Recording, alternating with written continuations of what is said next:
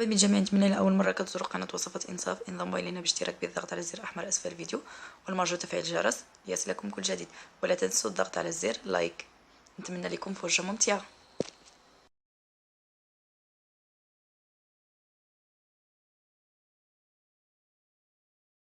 السلام عليكم، مرحبا بكم متابعين قناة وصفات إنصاف. كنتمنى تكونوا بخير وعلى خير وفي صحة جيدة إن شاء الله الرحمن الرحيم. اليوم ان شاء الله الرحمن الرحيم غنتقاسم معكم واحد الفكره، طريقتي في تخزين الطماطم او المطيشه لشهر رمضان الكريم. غادي نشوفوا كيفاش نحضروا هذه الطريقه اللي غادي نوجدوا منها جوج ديال الاشكال. الشكل اللي غادي نبداو نديروه في الحريره وشكل ديال البيتزا وانواع اخرى ديال المملحات.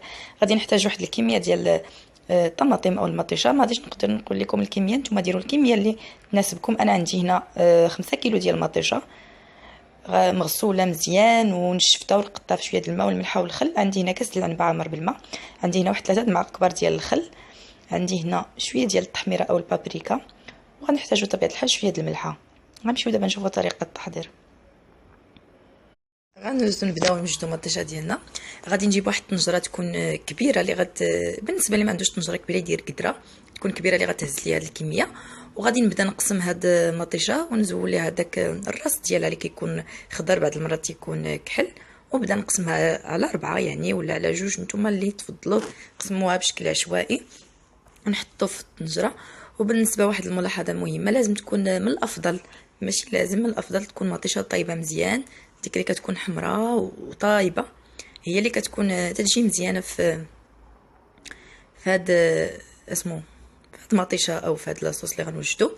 انا غادي نقسم هاد المطيشه على 2، يعني راه الواحد ماشي يجي من المره ويدير كميه كبيره، غيبدا يوجد شويه بشويه على اتساع. وبالنسبه لهاد الطريقه ماشي قاتل شهر رمضان، يعني نقدروا نديروها الايام اخرى على طول السنه، يعني نديروا هاد الطريقه.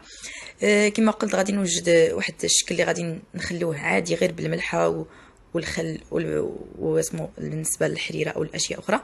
والشكل الثاني غادي نديروه البيتزا اللي غنصمو بعده اشياء او المملحات اخرى اللي غادي نشوفوا في بقيه الفيديو. دابا غنكمل هذه الطريقه ونتلاقاو.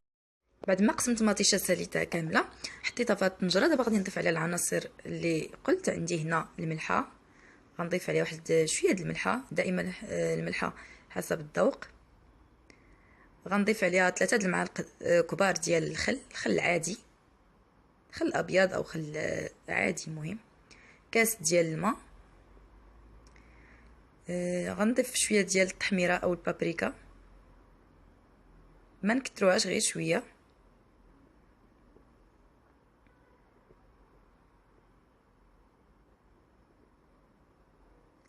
صافي، وغادي نغطيها على الطنجره ديالي وغنديها فوق النار ونخليها طيب.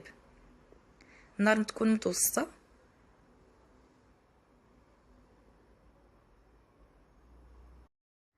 المطيشه ديالنا بعد ما درتها فوق النار وبدات كتغلي غادي نخليها طيب مزيان واحد 30 دقيقه حتى تنشف تقريبا هاد الماء، وغادي ندوزو باش نطحنوها.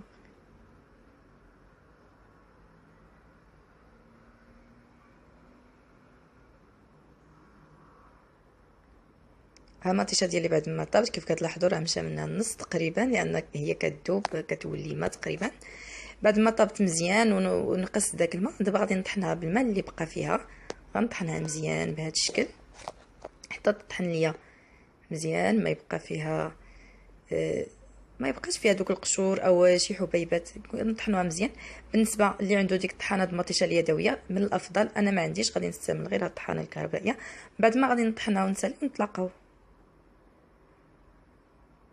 بعد ما ساليت الطحين ديال المطيشه دابا بديت كنصفي فيها. ضروري نصفيها في الصفايه باش القشور والزريعات تحيد. ومنين نصفيوها داك التخت اللي كيكون تما نعصروه مزيان باش تخرج ديك الخلاصه اللي كتكون في القشور وفي الزريعه.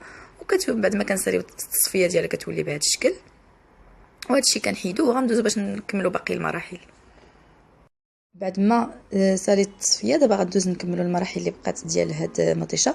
قسمت هذيك الكميه على 2. خليت واحد الكميه في هذا الكاسرون وواحد في هذا الكاسرون الاخر.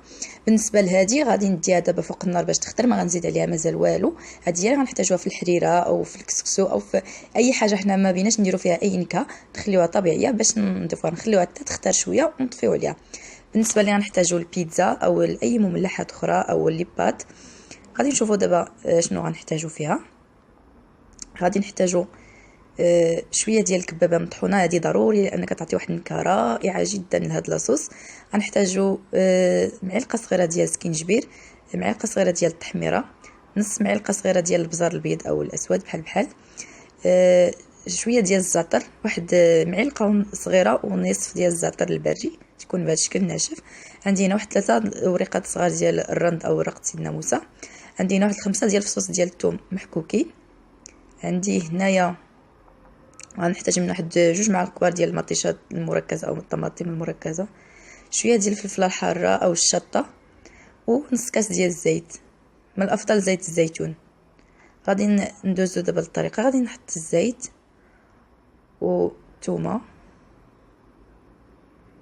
والعطريه كلها. غنضيف شويه ديال الصلصه الحاره، هذه اختياريه بالنسبه اللي ما كيبغيهاش ما يضيفهاش. غنضيف 2 معالق كبار ديال مطيشه الحك او مركز الطماطم.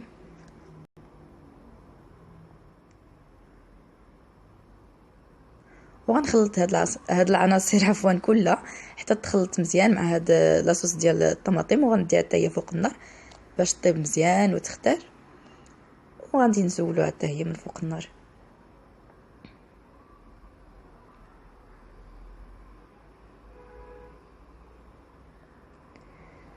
بعد ما حطيت لاصوص ديالي في البوطه او فوق النار، كي كتلاحظوا هذه راه بدات كتغلى، نبداو نحركوها مره باش ما تلصقش لينا من الاسفل. نخليوها حتى تختار مزيان ونزولوها.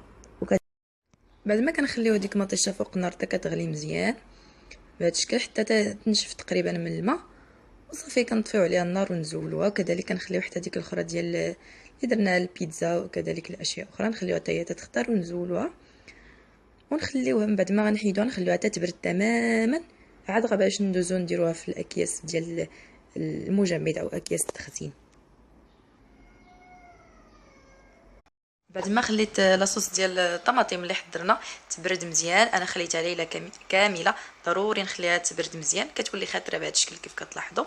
دابا غادي ندوزو باش نشوفوا فاش غادي نخزنوها. نقدروا نديروها في علب بهذا الشكل او في اكياس ديال التخزين خاصه بالمجمد يعني، ونحطوا القياس اللي حنا اللي غادي نقدروا نستعملوه في ديك الوقيته، لان ما نكثروش، لان الحاجه اللي خرجنا من المجمد خصها طيب وتحيد، لان ما يمكنش نحيدوها نعاودو نردوها للمجمد، هذه معروفه.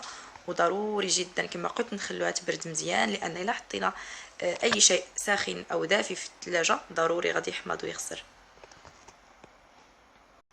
كانت هذه الفكره ديالنا النهار اليوم، طريقتي في تخزين الطماطم. نتمنى ان الفكره ديال اليوم تنال اعجابكم، يعني نتمنى انكم تستفيدوا من هذه الطريقه، لان اكيد غتوفر علينا الوقت كثير في شهر رمضان الكريم. وانا هذه الطريقه كنديرها في رمضان ومن غير رمضان، لان دائما الا كنتي مزروبه محتاجه شي حاجه كتجي كتجبدي مطيشه بالزربه وكتستافدي منها. وواحد المساله ضروريه، الا كنا عمرناهم في هذه الاكياس غادي نخوو هذه الاكياس، نحاولوا نخوو ما امكن من الهواء، ونقدروا نحتفظوا بهذه الطماطم لمده ديال 3 شهور او 3 اشهر في المجمد، ضروري في المجمد. واحد المساله اخرى، ضروري نكتبوا واحد الورقه ونلصقوها على الاكياس بالنسبه للطماطم اللي منسمه واللي ما منسماش باش نعرفوا نعزلوا بيناتهم. ونتمنى ان الفكره ديال اليوم تنال اعجابكم، نتمنى ان الى عجبكم الفيديو ديروا جيم او لايك، اشتركوا في القناه، ضغطوا على الجرس وشاركوا هذا الفيديو. هذه انصاف كتحييكم، مع السلامه.